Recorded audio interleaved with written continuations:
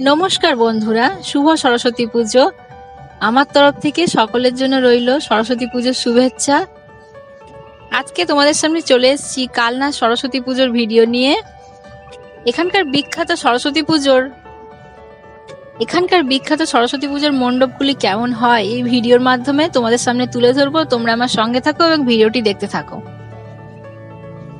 আমরা এখন প্রবেশ করছি তালবোনা সপ্তর্ষি সঙ্গে। এখানকার এবছরের পুজোর থিম ফ্রান্সের ডিসনিল্যান্ড।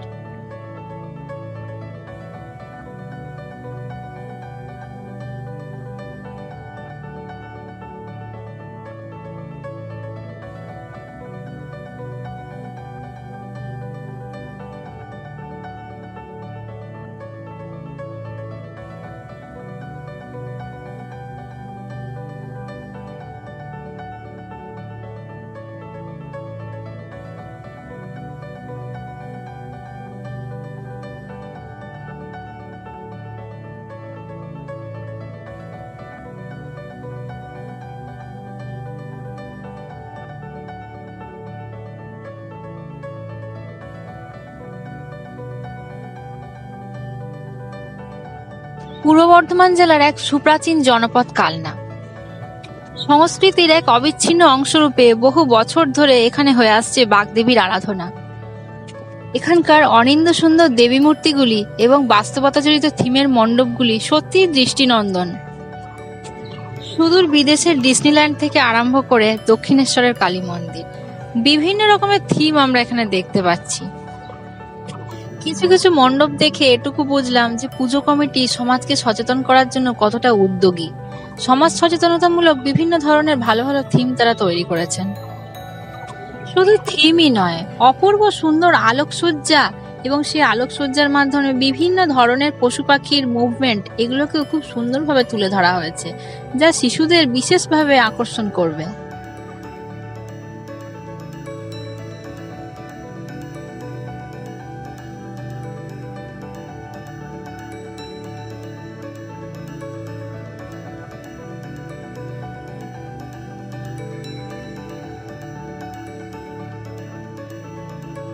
জয় জয় দেবী চরাচর সারে, পুজো যুগ শোভিত মুক্তাহারে, বীণা পুস্তক রঞ্জিত হস্তে, ভগবতী ভারতী দেবী নমস্তুতে। প্রত্যেক বছরের ন্যায় এবছরে আমরা বাগদেবীর আরাধনায় মত্ত হয়েছি। শুক্লা পক্ষের পঞ্চমী তিথিতে শ্রী শ্রী সরস্বতী দেবীর কাছে এই হোক আমাদের একান্ত প্রার্থনা। হে শ্বেত পদ্মাসনা দেবী সরস্বতী, দাও বিদ্যা ও দাও বুদ্ধি, এ সমাজের যত অন্ধকার সে আধার থেকে সরিয়ে আমরা এবার প্রবেশ করছি বিধান স্মৃতি সংঘে। এখানকার এবছরের পুজোর থিম দক্ষিণেশ্বরের কালী মন্দির।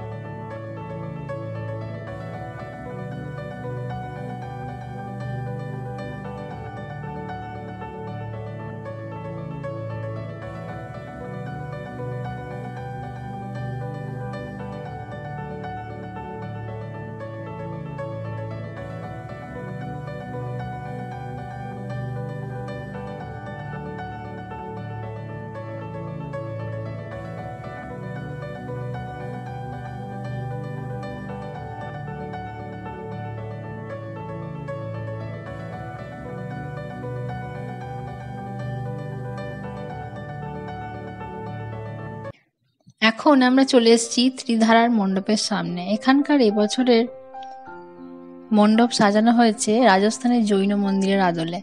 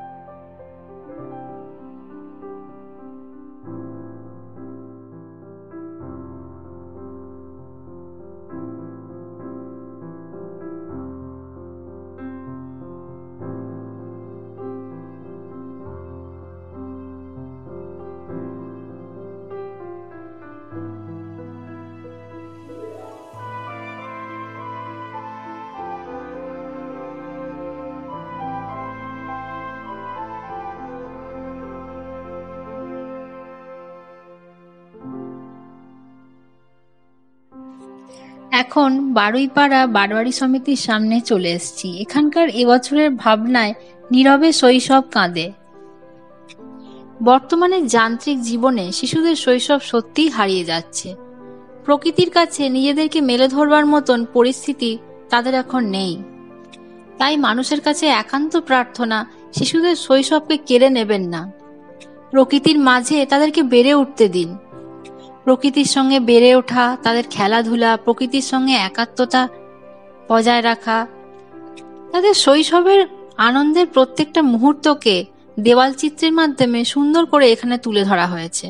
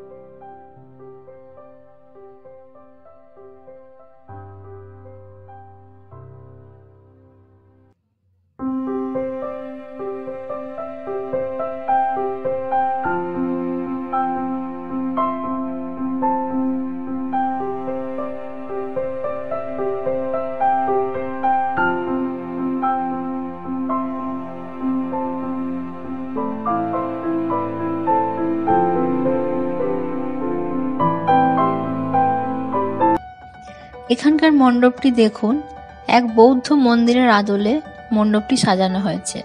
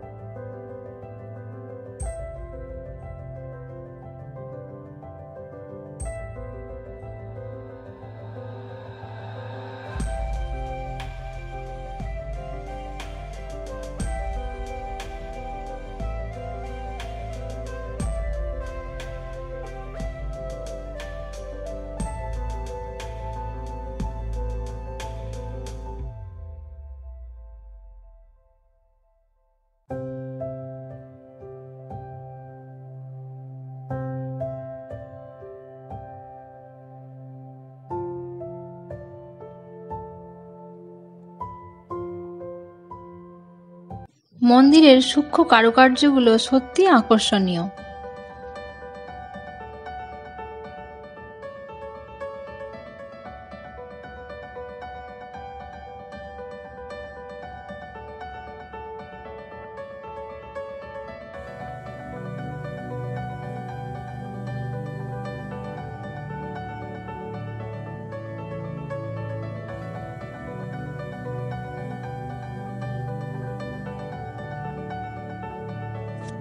এখন আমরা চলে এসেছি ধ্রুব সমিতিতে। এখানে আমরা দেখতে পাচ্ছি বিভিন্ন ধরনের হাতের কাজ। এই বাহারি হাতের কাজগুলো আমাদের সত্যি মন্ত্রমুগ্ধ করছে। বাঁশ, বেত, পাট এইগুলো দিয়ে বিভিন্ন ধরনের দেবদেবীর মূর্তি, ঝুড়ি, কুলো এই সমস্ত তৈরি করা হয়েছে। মণ্ডপে ঢুকেই সামনে আমরা দেখতে পাচ্ছি খুব সুন্দর একটা গণেশের মূর্তি, আর তার চারপাশে দেওয়ালে কুলো, বেতের ঝুড়ি খুব সুন্দর করে টাঙিয়ে সাজানোর আছে। তারপর ভিতরে গিয়ে আমরা মণ্ডপের ভেতরে দেখতে পাচ্ছি বিভিন্ন ধরনের দেবদেবীর মূর্তি, এছাড়াও সুন্দর সুন্দর ল্যাম্প তৈরি করা আছে। মণ্ডপের ওপরের দিকে যদি আমরা চোখ রাখি তাহলে আমরা দেখতে পাবো বিভিন্ন ঘূর্ণায়মান জিনিস ঘুরছে গোল গোল করে, দেখতে সত্যি খুব সুন্দর লাগছে। তার মধ্যে এক জায়গায় দেখা যাচ্ছে ঘূর্ণায়মান কয়েকটা লণ্ঠন। হস্তশিল্পকে যেন এখানে ঢেলে সাজানো হয়েছে। এর সাথে মানুষের শিল্প সচেতনতাও বৃদ্ধি করছে।